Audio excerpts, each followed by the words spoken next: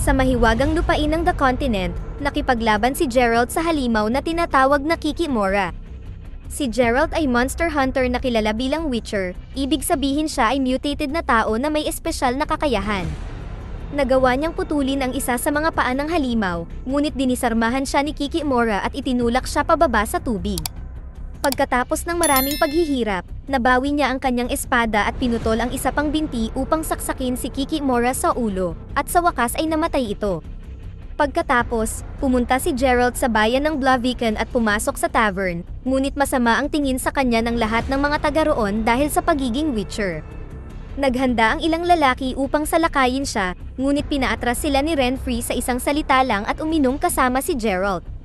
Sumunod, sinamahan ng batang babae si Geralt sa tore, na nagsabing maaari niyang ibenta ang Kikimora doon.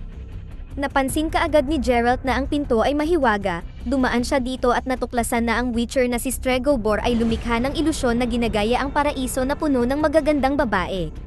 Gusto ni Stregobor na patayin ni Geralt si Renfri dahil ipinanganak ito na may sumpa ng Black Sun. Ang lahat ng kababaihang nagtataglay ng sumpang iyon ay ipinanganak na mutated at may hula na magdudulot sila ng paglipol sa sangkatauhan.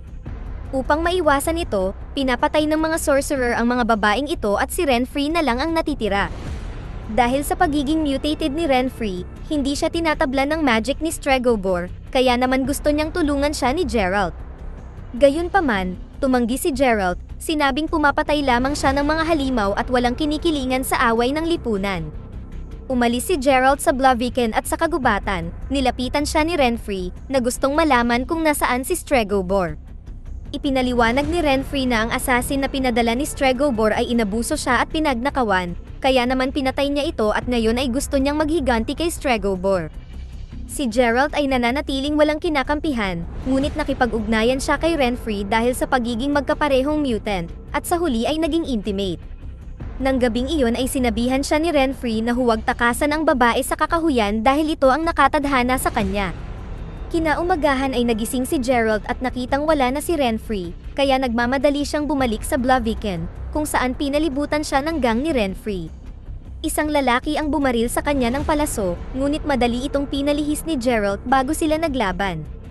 Sa hindi kapanipaniwalang lakas, mabilis at tumpak na paggalaw, at paggamit ng magic, isa-isang pinatay ni Geralt ang mga miyembro ng gang, minsan ay ginagamit din niya ang kanilang mga armas. Matapos putulin ang ulo ng huling lalaki, narinig ni Geralt ang batang babae na humihingi ng tulong at natuklasan na hawak siya ni Renfri bilang bihag. Sinubukan ni Geralt na gumamit ng magic upang pasunurin siya, ngunit hindi gumagana sa kanya ang magic. Matapos itulak ang babae, inatake ni Renfri si Geralt, ngunit kinorner lang niya ito sa pader dahil ayaw niyang saktan ito. Sinaksak siya ni Renfri sa binti at pinilit siyang lumaban, kaya naglaban sila gamit ang kanilang espada ngunit si Renfri lang ang nagdulot ng pinsala. Sa kalaunan, nagawa ni Geralt na i-corner siya ulit, ngunit patuloy na lumalaban si Renfri, kaya walang pagpipilian si Geralt kundi patayin siya. Pagkatapos ay dumating ang mga taga roon at si Stregobor. Nang sabihin ni Stregobor na gusto niyang magsagawa ng autopsy kay Renfri, binantaan siya ni Geralt gamit ang espada, kaya binanggit ni Stregobor na pinatay ni Geralt ang maraming lalaki kaya galit ang mga tao sa paligid niya. Sinimulan ng lahat na tawagin si Geralt na Butcher, at hinagisan siya ng mga bato, kaya kinailangang umalis ni Geralt sa bayan ng nakayuko. Maraming taon sa hinaharap sa kaharian ng Cintra, si Reyna Calanthe ay nagdaos ng piyesta nang biglang ipaalam sa kanya ng kabalyero na ang imperyo ng Nilfgaard ay paparating na upang sumalakay. Agad niyang inihanda ang hukbo at sumakay sa kabayo kasama ang asawang si Iced patungo sa lugar ng digmaan, kung saan nakatagpo nila ang hukbo ng Nilfgaard at nagsimula ang malupit na labanan. Ang mga katawan ay nagsimulang bumagsak sa buong lugar habang ang mga sundalo ay nagpapatayan ng walang awa, at sa una, ang Cintran ay mahusay na nakipaglaban, ngunit sa kalaunan ay dinaig sila ng mas maraming bilang ng Nilfgaard. Naisip ni Iced na dapat silang umatras ngunit tumanggi si Calanthe na isuko ang Cintra. Biglang tinamaan si Iced ng arrow sa mata at namatay, na labis na ikinalungkot ni Calanthe at hinarap ang mamamana. Nang maglaon sa kastilyo ng Cintran, pinuntahan ng tagapayo na si Mausak at Prinsesa Cirilla si Calanthe na malubha ang pinsala, na sa huli ay umatras sa laban at ngayon ay naghihingalo. Sa labas, sinasalakay ng Nilfgaard ang lungsod, kaya naglagay si Mousesack ng magic na harang sa paligid ng kastilyo upang panatilihin ang mga sundalo sa labas. Ang mga Nilfgaard ay gumugol ng buong araw sa pagbaril ng nag-aapoy na mga pana sa harang, hinintay na mapagod si Mousesack hanggang sa hindi na niya makayanan. Sinira ng kaaway ang mga pintuan at nagsimula ang isa pang matinding labanan kung saan brutal na pinapatay ng mga Nilfgaard ang mga sundalo at mamamayan. Sinabihan ni Calanthe si Cirilla na tumakas dahil naparito ang Nilfgaard para sa kanya at sumigaw si Cirilla bilang protesta na nagpayanig sa buong silid. Hindi natinag, sinabihan ni Calanthe si Cirilla na hanapin si Geralt dahil siya ang tadhana niya. Samantala, binigyan ng mga Royal Knight ang mga tao ng bote ng lason na iinumin nila upang mamatay sila ng may dangal sa halip na mapatay ng Nilfgaard. Habang namamatay ang mga tao sa bawat silid, pumunta si Calanthe sa bintana para tapusin din ang sarili. Sa lihim na lagusan ng kastilyo, ginabayan ni Mousesack at ng kabalyero si Cirilla palabas, ngunit nakita nila ang mga Nilfgaard na paparating. Sinabihan ni Mousesack si Cirilla na sumakay sa kabayo at umalis kasama ang kabalyero habang siya ay nagpaiwan upang bigyan sila ng oras. Ngunit ang dalawa ay halos nakasakay lang ng ilang minuto bago sila hinabol ni Cahir, ang mamamana na pumatay kay Iced. Mabilis nitong pinatay ang kabalyero gamit ang palaso at nahulog si Cirilla sa kabayo, na nagbigay ng pagkakataon kay Cahir na mahuli siya. Habang nasa labas ng Sintra sakay ng kabayo, nakita ni Cirilla ang kaharian na nasusunog at nagsimula siyang sumigaw sa galit. Natakot ang kabayo at pareho silang bumagsak sa lupa, kaya patuloy na sumigaw si Cirilla para saktan ang ulo ni Cahir na nagdulot ng pagbagsak ng malaking rebulto sa pagitan nila. Nagdulot ito ng malaking butas sa lupa na nagpahintulot kay Cirilla na makatakas patungo sa kakahuyan. Bumalik kay Geralt, maraming taon ang lumipas pagkatapos ng nangyari sa Blaviken, nagpapahinga siya sa maliit na tavern habang kumakanta ang mga awit na si Jaskier tungkol sa mga halimaw. Habang paalis si Geralt, nilapitan siya ng magsasaka at binayaran siya upang patayin ang halimaw na nagnanakaw ng kanyang butil. Sinundan siya ni Jaskier dahil gusto niya ng adventure, at hindi siya tumigil kahit na sinuntok siya ni Geralt para tumahimik siya. Nang makarating sila sa malawak na lugar, biglang natamaan si Geralt ng maliit na projectile mula sa nilalang na nagtatago sa mga halaman. Pagkatapos ay pinatumba si Jaskier ng isa pang projectile bago lumabas ang nilalang upang hampasin si Geralt gamit ang mga sungay niya. Ang pangalan niya ay Torque, at siya ay isang Sylvan, na pagod na sa mga taong sumusubok na lasunin siya. Inatake ni Geralt si Torque at sinuntok siya, ngunit may umatake sa kanya mula sa likod at na-knockout din. Maya-maya ay nagising sina Jaskier at Geralt na nakatali sa loob ng kuweba. Ang may sakit na duwende ay natutuwa sa paghagupit sa kanila habang ang hari ng mga duwende na si Filavandrel ay nagpaliwanag na si Torque ay nagnanakaw ng pagkain at gamot para sa kanila. Naguguluhan si Jaskier dahil ang mga duwende ay dapat na nakatira sa Golden Palace, at sumagot si Filavandrel na kasinungalingan iyon, at ang totoo ay pinaalis ng mga tao ang mga duwende sa kanilang mga lupain at ngayon ay namumuhay sila sa pagtatago. Iginiit ni Geralt na sa pamamagitan ng pag-atake nila sa mga tao, pinatutunayan lang ng mga duwende na tama ang mga tao, kaya dapat silang umalis at magsimula ulit sa halip na mawalan ng mas maraming duwende sa pakikipaglaban.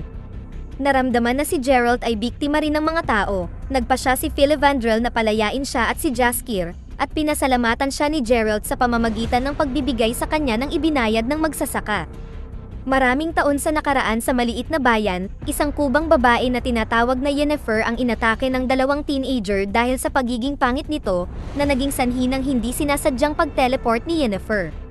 Lumitaw siya sa kakaibang lugar at nakilala ang sorcerer na si Istred, na nagpakalma sa kanya at ipinaliwanag na siya ay nasa Areteza, isang paaralan upang matuto ng mahika. Sa pag-aakalang gusto rin ni Istred na atakihin siya, sinampal siya ni Yennefer, at nagbukas si Istred ng portal para makauwi siya. Nang maglaon sa bukid, pinapahirapan si Yennefer ng kanyang stepfather nang biglang dumating si Tisea, isang guro mula sa Areteza at nag-alok na bibilhin si Yennefer ng ilang barya. Hindi pumayag ang ina, ngunit tinanggap ng stepfather ang bayad at si Yennefer ay kinuha na labag sa kalooban niya. Sa Areteza, ikinulong si Yennefer sa silid at sa sobrang lungkot ay binasag niya ang salamin. Ang mga basag na salamin ay nagbigay sa kanya ng ideya at sinubukan niyang tapusin ang sarili. Gayunpaman, iniligtas ni Tisea ang buhay ni Yennefer at sa sandaling nagising siya, ipinadala siya sa klase. ipinakita ni Tizaya ang paggamit ng mahika, ipinaliwanag na ito ay laging may kapalit. Sinubukan ni Fringilla ang isang spell na nagpalutang sa bato at nagsimulang magbago ang kamay nito, kaya ipinakita ni Tizaya kung paano babayaran ang kapalit sa pamamagitan ng pagsakripisyo sa bulaklak upang iangat ang bato. Pagkatapos ay sinubukan ito ng lahat ng mga estudyante, ngunit si Yennefer lamang ang nabigo. Malungkot, hinanap ni Yennefer si Istredd at nakipagkaibigan sa kanya. Lumipas ang mga araw at patuloy na nabigo si Yennefer sa paggawa ng mahika. Kapag wala siyang ginagawa, binibisita niya si Istredd, na umaaliw sa kanya at nagturo sa kanya kung paano basahin ang isip niya. Isang gabi, dinala ni Tizaya ang mga estudyante sa kuweba na nakabukas ang itaas. Ang tungkulin nila ay ilagay sa bote ang kidlat, ngunit ang unang dalawang babae ay nabigo, at gayon din si Yennefer. Si Sabrina lang ang nagtagumpay, na ikinagalit ni Yennefer kaya bumaril siya ng kidlat, na kinailangang papuntahin ni Tizaya sa ibang direksyon. Makalipas ang ilang sandali, pinakain ni Istredd si Yennefer ng espesyal na bulaklak na nagpahintulot sa kanya na magbukas ng portal, dahilan upang ibunyag niya na ang tunay niyang ama ay kalahating duwende at hinalikan siya ni Istredd. Pagkatapos, ipinakita na nagtatrabaho siya kay Stregobor at sinabi sa kanya na si Yennefer ay quarter elf. Nang maglaon ay nakarinig si Yennefer ng ingay kaya sinundan niya ito at natagpuan si Tizaya na ginagawang igat ang tatlong kaklase. Pagkatapos ay inutusan siya ni Tizaya na itulak sila sa tubig, at agad na napuno ng liwanag ang paaralan ng mahika. Sa hinaharap, narinig ni Cirilla ang grupo ng mga sundalo na naghahanap sa kanya at nagtago sa tamang oras.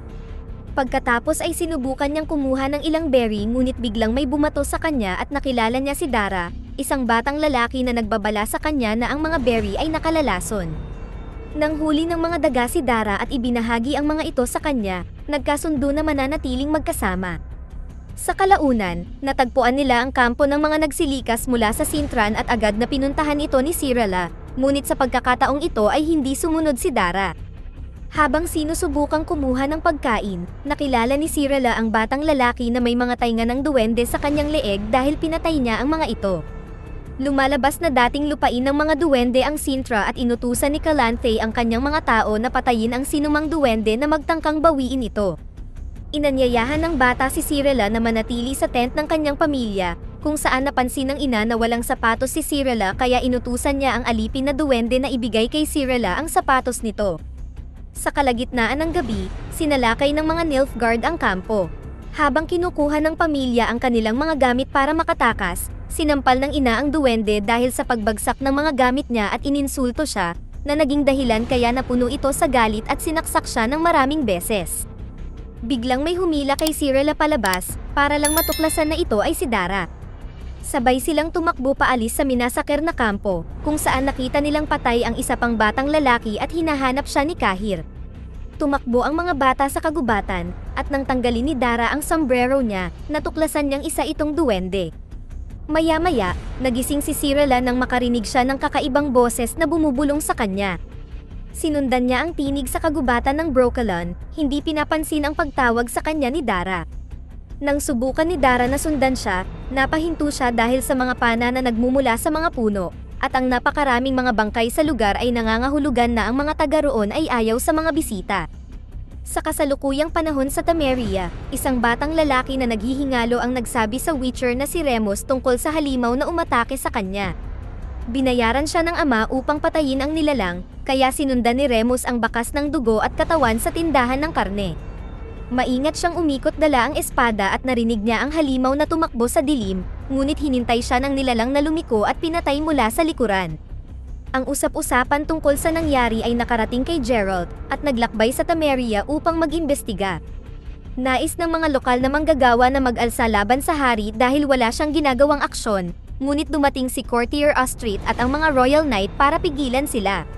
Pagkatapos ay sinubukan ni Geralt na mag-alok ng kanyang serbisyo, ngunit sa halip ay pinalayas siya ni Astrid. Sa kanilang paglabas, ang mga gwardya ay biglang nakatulog at nahulog mula sa mga kabayo. Sa sandaling iyon ang maharlikang sorcerer na si Triss ay ipinakita ang kanyang sarili, na nagsabing gusto niyang iligtas ni Geralt ang nilalang. Nang maglaon sa kastilyo, ipinaliwanag niya na ang mga pag-atake ay nagmumula sa libingan ni Princess Ada, na ayon sa usap-usapan ay pinatay habang buntis. Ang halimaw ay maaaring ang isinumpang hindi pa isinisilang na anak ni Ada. Pinayagan din niya si Geralt na suriin ang katawan ng mga biktima ng mga nilalang, kabilang si Remus. Natuklasan ni Geralt na ang mga katawan ay nawawala lamang ang puso at atay, at ang tanging halimaw na kumakain ng ganoon ay isang striga, isang sinumpang babae. Ito ay nagpapatunay na ang nilalang ay ang hindi pa isinisilang na prinsesa. Kinabukasan, ipinakilala ni Triss si Geralt kay Haring Foltest, at sinabi ni Geralt ang katotohanan tungkol sa halimaw. Naiinis, inutusan ni Foltest ang lahat na umalis, ngunit hinintay ni Geralt na makalabas ang iba at biglang nilock ang pinto upang tanungin si Foltest.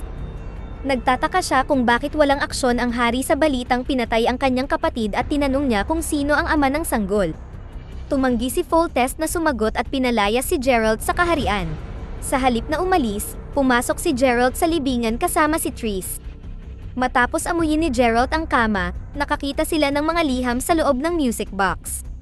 Sumulat ang reyna kay Ada na humihiling sa kanya na itigil ang pakikipagsiping niya kay Foltest, na nagpapatunay na siya ang ama ng sanggol. Dinala nila ang sulat kay Astrid at binanggit ni Geralt na naamoy niya ang amoy ni Astrid sa kama ng prinsesa. Inamin ni Astrid na nagselos siya noon dahil mas pinili ni Ada ang kapatid kaysa sa kanya at siya ang gumawa ng sumpa. Sinubukan niyang isumpa si Foltest ngunit pumalya ito, kaya sinuntok siya ni Geralt dahil dito. Sa gabi, bumalik si Geralt sa libingan at nahanap si Foltest, na nakiusap sa kanya na iligtas ang anak na babae. Sa loob, itinali ni Geralt si Astrid sa kama at pinilit siyang sabihin kung anong spell ang ginamit niya, na nagpaunawa sa kanya na kailangan niyang labanan ang striga hanggang madaling araw para maputol ang sumpa. Kinuha ni Geralt ang mga espesyal na potion niya para sa pagpapalakas at pagkatapos ay umalis sa silid, na nagpahintulot sa striga na mahanap si Astrid na agad niyang pinatay. Pagkatapos ay hinanap ng striga si Geralt, na dapat makipaglaban sa kanya nang hindi siya pinapatay. Naghagis siya ng kadena upang mahuli siya, ngunit madaling itong sinira ng striga at inatake siya. Nilabanan siya ni Geralt nang hindi ginagamit ang espada, sa halip ay itinutulak siya palayo gamit ang mahika. Gayunpaman, madali siyang itinumba ng striga at nagsimulang ihagis sa paligid.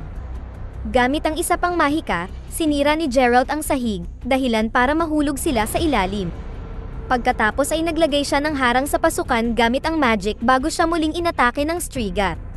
Nang matumba siya, sinubukan ng striga na tumakas, ngunit ang harang ay nagpapanatili sa kanya sa loob. Sa sandaling iyon ay nagsimulang lumitaw ang araw, kaya tumakbo si Geralt upang itulak ang striga at pinigilan siyang bumalik sa kanyang libingan. Sa halip, siya mismo ang pumasok sa loob at isinara ito gamit ang mahika, naiwan ang striga na sumisigaw sa labas sa pagkabigo. Sa umaga, sa wakas ay lumabas si Geralt at natuklasan na ang striga ay naging batang babae, ibig sabihin ay wala na ang sumpa. Paglapit niya, tinalunan siya ng dalaga at kinagat ang leeg niya dahil hindi niya alam kung paano kumilos bilang tao. Ilang sandali pa, nagising si Geralt matapos pagalingin ni Triss. Sinabi niya kay Geralt na gumawa si Foltest ng kwento tungkol sa kung paano namatay si Astrid habang pinapatay ang striga at itinuring siya ng mga mamamayan na bayani. Kinuha ni Geralt ang pera at umalis.